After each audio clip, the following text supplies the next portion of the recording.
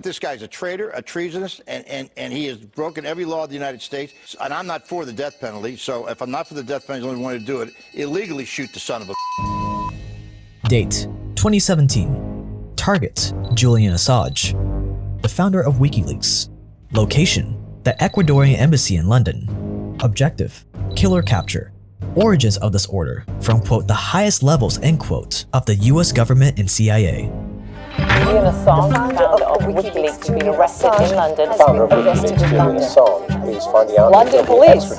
Normally, a target like Assange would be easy. Grab him from his way home from work, or shoot him as he walks to get his morning coffee. The only problem was Assange did none of these things. He hadn't done any of those things in years. For 5 years, Julian Assange had been hiding in the Ecuadorian embassy in London.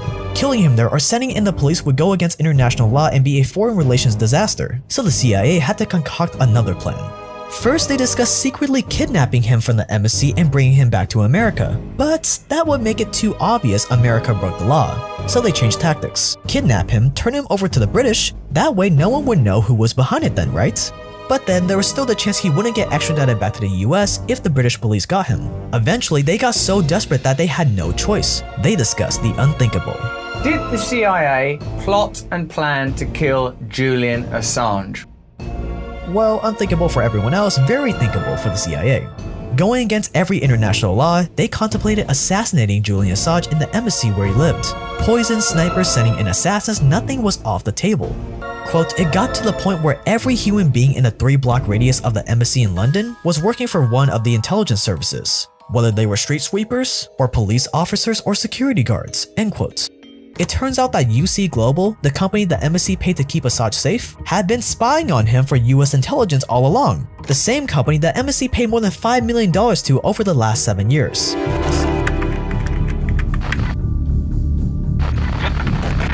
WikiLeaks changed the game. When it launched in 2006, it was like nothing the world had ever seen before. Anyone with any important information or proof of classified secrets could submit their data to WikiLeaks anonymously, something that was not very common back then.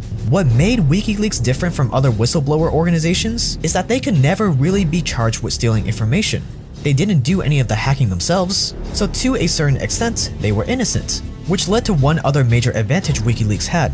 Since they weren't involved in stealing the information, the classified documents they published could be used in court. This was a game changer and terrifying for powerful people with dark secrets to hide.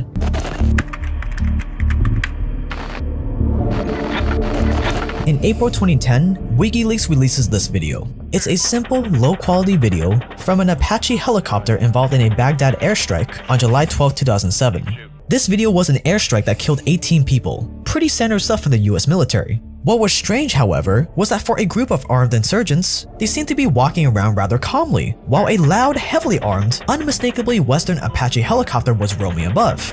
But rest assured, the US military promised us that, quote, there is no question that coalition forces were clearly engaged in combat operations against a hostile force. Move along, there's nothing to see here!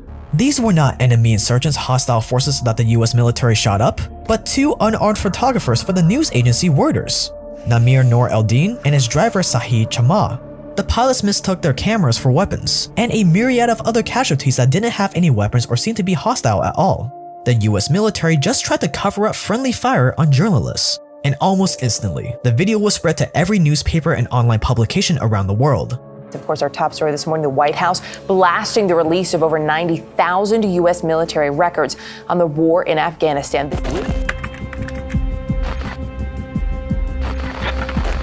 On August 16, 2012, the foreign minister of Ecuador announced that Julian Assange had been given asylum at the Ecuadorian embassy in London.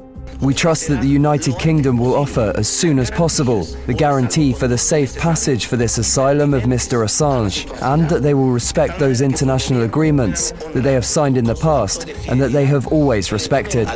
A tiny office in the embassy was converted into a studio, with a bed, shower, treadmill, kitchenette, and computer. If he had guests, they'd visit him in his little studio. His lawyers, therapists, and even a personal trainer had to make do with the small space. If he ever stepped foot outside the embassy, British police officers were front and center, ready to arrest him on the spot for skipping bail. And he would stay trapped in that embassy for 5 years before WikiLeaks released their most damaging data dump yet, all at the cost of the US government's dignity.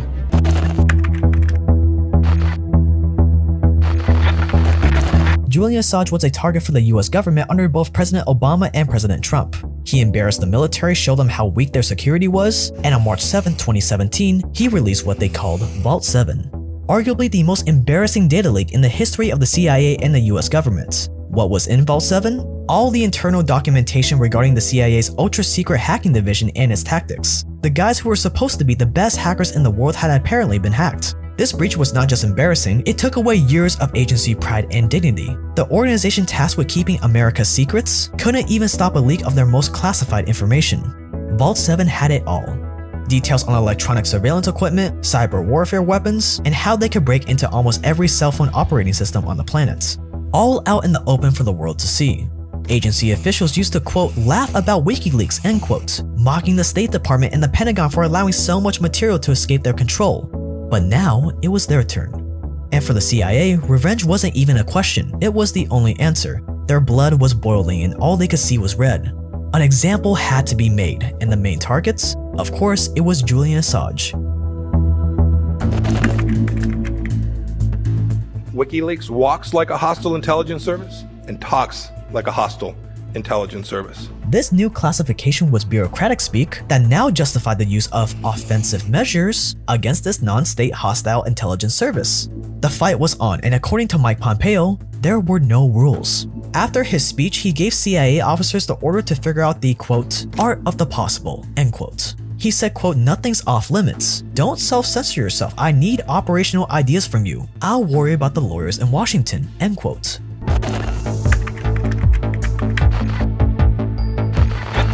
On April 2, 2019, President Lenin Moreno announced Assange was no longer welcome at the embassy. Assange had very little time to prepare when 9 days later, the Ecuadorian government invited British police into the embassy to arrest Assange on the basis of skipping bail. That very same day, Assange was found guilty and sentenced 50 weeks in prison starting May 1st. The US's time had come. Assange had been secretly indicted over a year earlier in March 2018, and on the same day he was arrested in London, the indictment was unsealed. He was charged with conspiracy to commit computer intrusion.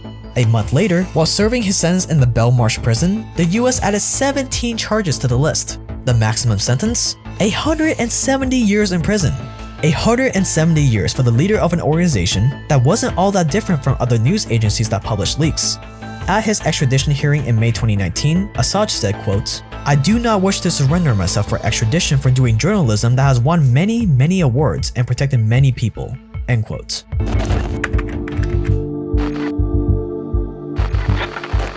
Julian Assange is currently still in Belmarsh prison at the time of recording this video. If he's extradited, he faces solitary confinement in a supermax prison, 170 years in prison for someone who did the same job as most journalists out there. Where I wouldn't be surprised if he met the same fate as our friend whose first name starts with a J and last name starts with an E. Time will tell what the future holds for the whistleblower pioneer.